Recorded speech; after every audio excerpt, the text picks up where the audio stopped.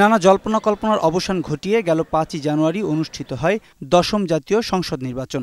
১৫৩টি আসনে কোনো প্রতিদ্বন্দ্বী না থাকায় ভোট গ্রহণ করা হয় ১৪৭টি আসনে। তবে সহিংসতার কারণে স্থগিত করা হয় ৮টি আসনে নির্বাচন।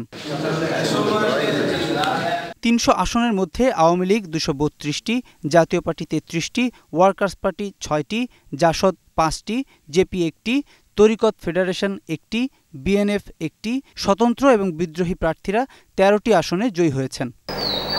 মঙ্গলবার দুপুরে ১০ম সংসদ নির্বাচনে বিজয়ীদের গেজেট প্রকাশ করে নির্বাচন কমিশন। বৃহস্পতিবার সংসদ ভবনের শপথ কক্ষে নতুন সংসদ সদস্যদের শপথ বাক্য পাঠ করাবেন স্পিকার শিরীন শারমিন চৌধুরী। নির্বাচন কমিশন সূত্রে গেজেটে ২৯০ জনের নাম প্রকাশ করা হয়েছে। নির্বাচনে বিজয়ী হলেও যশোর ১ আসনে শেখ আফিল উদ্দিন ও যশোর ২ আসনে মনিরুল ইসলামের নাম বাদ রাখা হয়েছে। এই দুই সাংসদের বিরুদ্ধে নির্বাচনী আচরণ বিধিমালা লঙ্ঘনের অভিযোগ ওঠায় তাদের নাম বাদ রাখা হয়েছে। আগেই নির্বাচন কমিশনের পক্ষ থেকে তাদের কারণ দর্শানোর নোটিশ দেওয়া হয়। গেজেট প্রকাশের পর বিধি মোতাবেক নবম জাতীয় সংসদের কোনো সংসদ সদস্যেরই সদস্য পদ বহাল থাকে না। প্রণব চক্রবর্তী, ২১শে টেলিভিশন, ঢাকা।